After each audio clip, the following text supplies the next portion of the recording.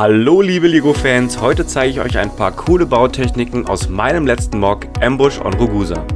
Zuerst zeige ich euch diese Pflanzen hier auf der linken Seite, wie man diese baut.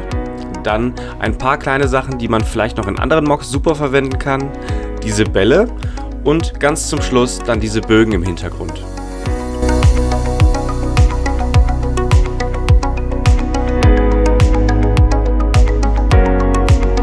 Fangen wir mal mit diesen Bällen an.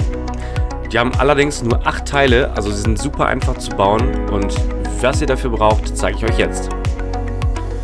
Zuerst braucht ihr diese 1x2 Modified Tiles oder Paneele. Ich habe mal gegoogelt, wie die heißen wirklich, aber 1x2 Modified Tiles war, glaube ich, der richtige Begriff.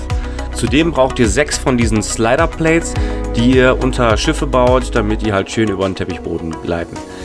Davon braucht ihr 6 Stück, wie bei einem Würfel, um alle 6 Seiten abzudecken. Als erstes steckt ihr diese 1x2 Modified Tile in diesen Slider, und zwar über die Seite.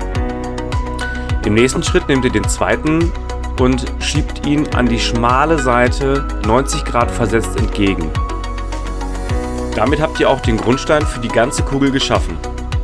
Jetzt habt ihr die Möglichkeit, mit diesen Slidern alle Flächen zuzubauen und habt an allen Seiten den gleichen Abstand und die gleiche Möglichkeit, diese zu befestigen. Welche Farben ihr benutzt, ist natürlich komplett euch überlassen. Ich habe jetzt diese Trans-Clear Sachen genommen, um diese Pflanzen zu bauen, und in Grau, um diese Steinkugeln zu fertigen. Wie man diesen Stamm baut und wie man dann diese Kugeln an diesem Stamm befestigt, zeige ich euch im nächsten Step. Dafür werdet ihr wahrscheinlich die unbeliebtesten Teile, die es von Lego gibt, benutzen, und zwar die Stud Shooter. Jeder hat davon wahrscheinlich einige von irgendwelchen Battle Packs oder unnötigen Sachen, die irgendwie mal in Kisten waren, und man hat eigentlich kaum Verwendung dafür, jetzt schon. Ihr könnt diese natürlich auch für Baumstämme benutzen. Mit diesen Griffen an der Seite wirkt das schon mal, als hättet ihr so kleine Äste daran. Soweit ich weiß, gibt es diese Stud Shooter auch in Braun. Um Abzweigungen zu bauen, braucht ihr diesen Brick, der auf jeder Seite einen Stud hat. Dieser Stein ist sowieso ziemlich vielfältig, ich habe den recht oft im Einsatz und wir werden den heute auch noch das ein oder andere Mal gebrauchen. Der Nachteil an dieser Stud Shooter Technik ist einfach, dass diese ganz schnell aus den Fassungen springen, weil die sind ja dafür gemacht, damit die Studs eigentlich aus diesen Shootern rausspringen. Von daher ist es manchmal beim Zusammenbau etwas tricky. Um diese Blütenbälle an diesen Stud-Shootern zu befestigen, müsst ihr eine Fläche wieder lösen. Dann steckt ihr so ein Technikverbinder, Quirl, Gelenk, Rührgerät in die Seite. Passt auch genau und könnt da natürlich auch ein bisschen die Winkel anders noch einstellen. Und die könnt ihr dann einfach auf die Stud-Shooter befestigen.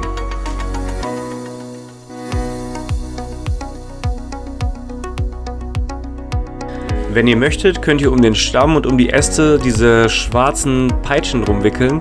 Das wirkt dann nochmal ein bisschen detaillierter und vielleicht sogar natürlicher. Als nächstes zeige ich euch die Basistechnik für die braunen Bögen im Hintergrund in meinem Mock. Diese Technik könnt ihr allerdings auch für Baumstämme und große Tannen und so benutzen und ist eigentlich auch recht einfach, aber muss man mal gemacht haben.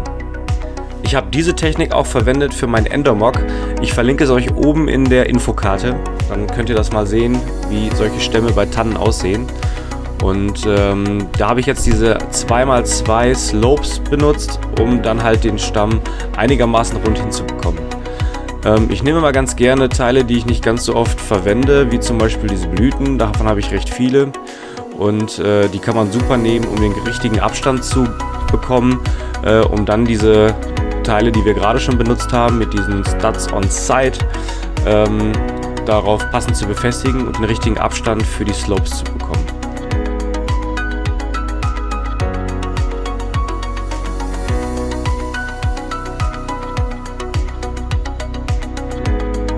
Diese Technik kann man natürlich auch super für irgendwelche Steinsäulen oder antike Gebäude, wo so ein paar Details vielleicht noch drankommen, benutzen. Hier könnt ihr eurer Fantasie natürlich wieder freien Lauf lassen. Nun aber zu dem eigentlichen Steinbogen aus meinem Mock. Die Technik hier ist absolut ähnlich, ihr werdet allerdings noch ein weiteres Teil benötigen. Dafür könnt ihr diese Zwischenplatten zwischen diesen 1x1 Bricks mit Studs auf der Seite weglassen. Was ihr dafür benötigt, sind diese Hosen oder Pipes aus den Technik-Sets, um da diese gebogene Form hinzubekommen. Zudem benötigt ihr noch verschiedene Slopes und verschiedene Farben natürlich, um so einen natürlichen Bogen mit vielen Ecken und Kanten zu bauen.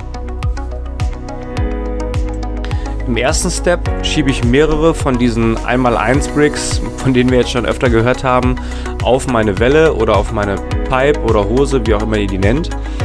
Und lasse zwischendurch ordentlich Abstand, damit ich hinterher noch diese Slopes ordentlich dran bauen kann. Um zwischendurch andere Abstände zu bekommen, könnt ihr auch diese 1x1 Bricks mal über Kopf einbauen, also so, dass der Boden zueinander ist. Das kann man hier jetzt ganz gut sehen.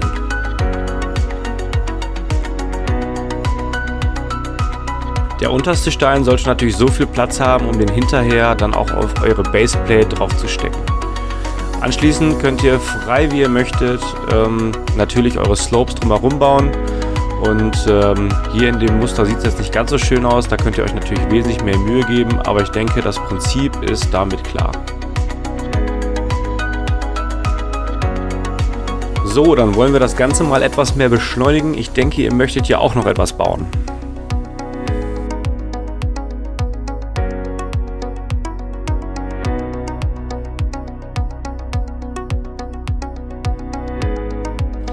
Wenn ihr diese ganzen Ebenen dann zusammengebaut habt, könnt ihr diese etwas zusammenschieben, damit nicht mehr ganz so viel Platz zwischen den einzelnen Scheiben ist. Anschließend könnt ihr dann eure Rohre so biegen, dass ihr den passenden Radius von eurem Bogen habt. Ihr könnt natürlich im Anschluss eure vorab gebaute Pflanze oder was auch immer ihr gerade da platzieren möchtet, natürlich dann daneben stellen. So ein paar kleine Details machen sowas natürlich immer echt schick und geben dem Ganzen noch viel mehr natürlichen Flair. Wenn ihr dann eure ganzen Blumenstängel dann mal platziert habt, könnt ihr diese Technikachsen mit diesem Kreuz einfach oben drauf stecken. Ich finde die echt detailliert, finde das ist eine super coole Sache, um das alles ein bisschen mehr abzurunden und sowas kann man natürlich auch sehr gut für Kornfelder im City-Bereich oder irgendwie Mittelalter, wenn man da tausende von hat, wirkt das, glaube ich, richtig cool als so ein großes Kornfeld. Vereinzelt machen diese natürlich auch schon einiges her. Und ja, wenn ihr den passenden Untergrund habt, der vielleicht auch zwei- oder mehrfarbig ist, habt ihr schon eine ziemlich coole Sache, um einen Mock zu bauen. Zu guter Letzt braucht ihr dann natürlich Minifiguren, weil die runden sowas immer natürlich extrem ab. Und ja, das waren eigentlich die Sachen, die ich in dem Mock verbaut habe, die einigermaßen besonders waren. Ich wünsche euch viel Spaß beim Bauen und mögen die Steine mit euch sein.